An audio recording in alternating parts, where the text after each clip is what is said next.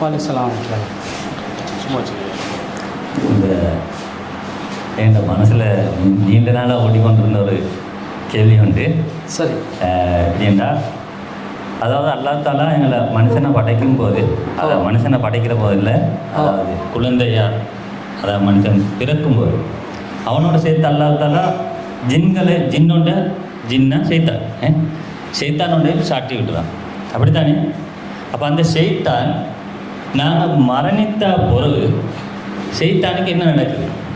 அவனும் சேர்ந்து எங்களோட மரணிக்கிறானா, இல்லாட்டி அவன்கிட்ட செய்தி என்னன்னு கேட்குற ஒரே கேள்வி. அது அடுத்து அல்லாஹ் தஆலா இப்போ எங்களோட மனிதனோட சேர்த்து மனிதனை ஜின்னையும் சேர்த்து தான் நல்லா எங்களை வணங்குறதுக்காக அவனை வணங்குறதுக்கு படைச்சிருக்கான். இந்த ஜின்னண்ட பிரிவு ஆரம்பத்தில் அல்லாஹ் படைச்ச அதே எண்ணிக்கையா, இல்லாட்டி அவங்களுக்கும் எங்களை மாதிரி மரணம் ஒன்று இருக்கிறதா? அது சம்பந்தமான ஒரு விளக்கம் ஒன்று தர மாதிரி கேட்டுக்கொள்ள. அதாவது அவர் என்ன கேட்குறாருண்டா, ஒவ்வொருத்தரும் பிறக்கும் போது ஒரு ஜின் சாட்டப்படுகிறது. அந்த ஜின் ஒருவர் மரணித்த பிறகு அந்த ஜின்னுடைய நிலை என்ன? அவருடைய டியூட்டி முடிஞ்சு அவர் வேறு வேலைக்கு போயிடுவாரா, அல்லது அவருடைய அந்த மரணம் நிகழ்ந்து அவரும் மரணித்து விடுவாரா, தொடர்ச்சியாக ஒருத்தருக்கு சாட்டப்படுற அந்த ஜின்னுடைய அடுத்த கட்ட நிலை என்னன்றதும், ஜின்களுக்கு மரணம் ஏற்படுமா இல்லையா, அவர்களுடைய நிலை என்னன்னு கேட்குறாரு. ஒரு அடிப்படையை விளங்கி கொள்ளணும். மனிதர்களை படைக்கிற நேரத்தில் அல்லாஹ் தஆலா இந்த இப்லீஸ் என்றவனை அதுக்கு முன்பதாகவே அல்லாஹ் படைச்சிருந்தான். ஏன்னா சில செய்திகளை நீங்கள் பார்த்துருப்பீங்க. ஆதம் அலைஹிஸ்ஸலாத்தை அல்லாஹ் தஆலா படைச்சி அந்த வடிவமைச்சு வச்சிருக்கிற நேரத்தில் உயிர் ஊதுறதுக்கு முன்பதாகவே இப்லீஸ் சைத்தானுடைய தந்தையான இப்லீஸ் அவன் ஆதம் அலைஹிஸ்ஸலாத்துடைய அந்த வடிவத்தை பார்த்து, பல ஓட்டைகள் இருக்குமே, கண் இருக்கிற இடத்துல ஓட்டை இருக்கும், மூக்கு இருக்கிற இடத்துல ஓட்டை இருக்கும், காது இருக்கிற இடத்துல ஓட்டை இருக்கும், இது எல்லாத்தையும் பார்த்து ஓ ரொம்ப ஓட்டைகள் நிறைந்த ஒருவனை தான் இறைவன் படைக்க போகிறான் போல அப்படின்னு சொன்னதாக சில செய்திகள் எல்லாம் வருது. அப்போ இதிலிருந்து ஆரம்பத்திலேயே மனிதனை படைப்பதற்கு முன்பதாகவே அல்லாஹ் ஜின் இனத்தை சேர்ந்த செய்தான் இனத்தில் இப்லீஸை படைச்சிட்டான். ஆரம்பத்திலிருந்து இருக்கிறான். ஆதம் அலைஹிஸ்ஸலாம் படைக்கப்படுகிறார்கள், ஹவ்வா அலைஹிஸ்ஸலாம் அவர்கள் படைக்கப்படுகிறார்கள். பிறகு இருவரும் சொர்க்கத்தில் குடியேற்றம் செய்யப்படுகிறார்கள். சொர்க்கத்தில் குடியேற்றம் படுவதற்கு முன்பதாகவே ரெண்டு பேருக்கு மத்தியில், மலக்குமார்களுக்கும் ஆதம் அலைஹிஸ்ஸலாத்துக்கு மத்தியில் ஒரு கருத்து வேற்றுமை ஒன்று ஏற்பட்டு ஒரு போட்டி நடக்குது. அல்லாஹ் தஆலா ஆதம் அலைஹிஸ்ஸலாத்துக்கு பொருட்களுடைய பேரெல்லாம் கற்றுக் கொடுக்குறான். வஅல்லம ஆதமல் அஸ்மா குல்லஹா, எல்லா பொருட்களுடைய பேரை கற்றுக் கொடுக்குறான். இதெல்லாம் நடக்குது. அப்போ வானவர்கள் அதை சொல்ல மறுக்கிறாங்க. பிறகு அல்லாஹ் தஆலா சுஜூத் செய்ய சொல்கிறான், பணிய சொல்கிறான். இப்லீஸை தவிர மற்ற எல்லாரும் பணிஞ்சாங்கன்ட்டு வருது. அந்த இடத்துல இருந்து தான் முரண்பாடு ஆரம்பிக்குது. ஜின் இனத்தை சேர்ந்த இப்லீஸ் என்பவன் ஆதம் அலைஹிஸ்ஸலாத்துக்கு பணிய மறுத்த காரணத்தினால வழிகட்டு போகிறான். பிறகுதான் ஆதம் அலைஹிஸ்ஸலாம் ஹவ்வா அலைஹிஸ்ஸலாம் சொர்க்கத்துக்குள்ளே நுழைக்கப்படுறாங்க.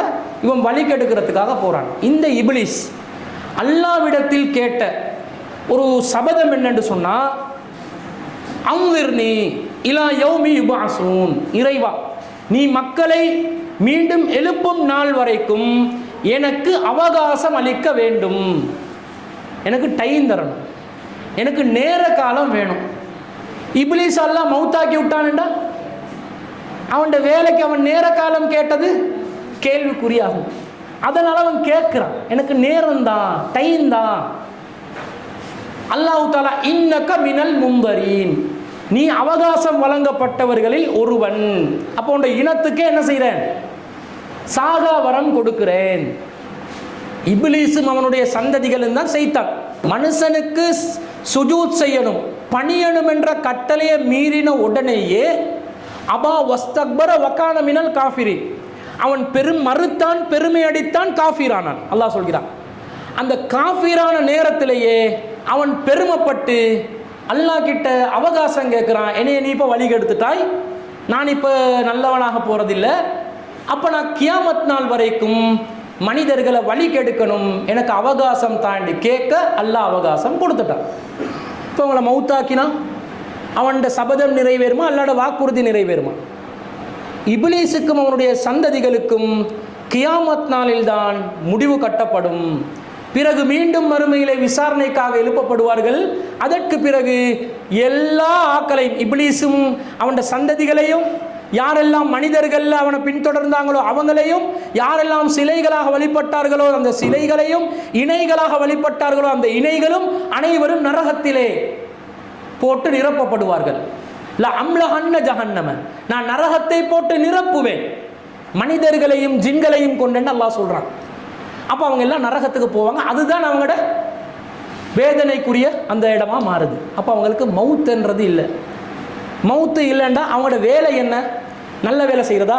இல்லை, கெட்ட வேலை. அல்லதி யுவஸ்விசு ஃபி சுதூரின் நாஸ், மனிதர்களுடைய உள்ளத்தில் வசுவாஸ் ஏற்படுத்துறது, கெட்ட எண்ணம் ஏற்படுத்துறது செய்தாண்ட வேலை.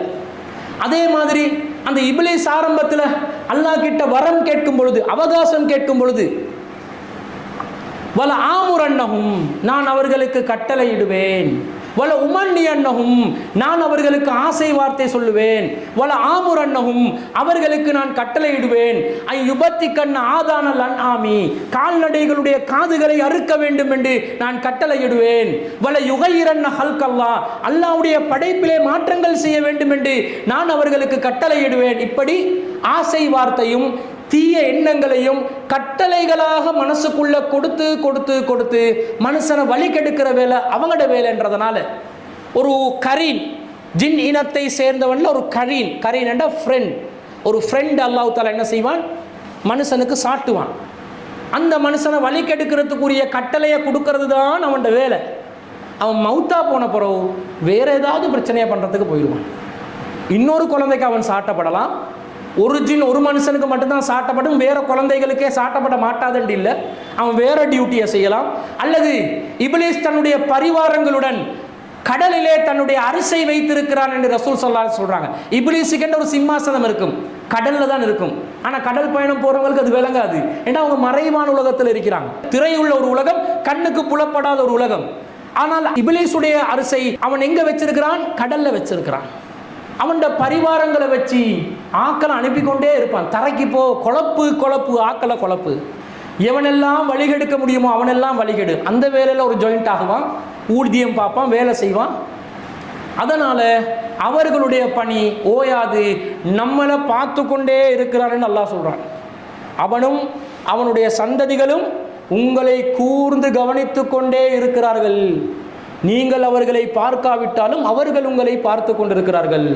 எங்களை வழி கெடுக்கிறதுக்கு வாய்ப்பு கிடைச்சா வழி கெடுத்துட்டு தான் வேலையை பார்ப்பாங்க. அதனால் அவங்க டியூட்டியிலேருந்து ஓய போகிறதில்லை. நாங்கள் தான் எங்களோட டியூட்டியை சரியாக செய்கிறதில்லை.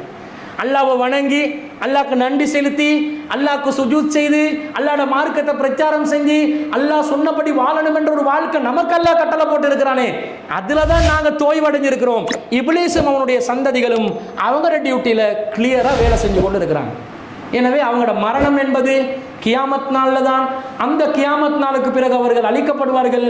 மீண்டும் விசாரணை நடத்தப்பட்டு நரகத்திலே அவர்கள் நுழைவிக்கப்படுவார்கள். என்றென்றும் நிரந்தரமாக இருப்பார்கள். தான் அவங்களோட விஷயம்.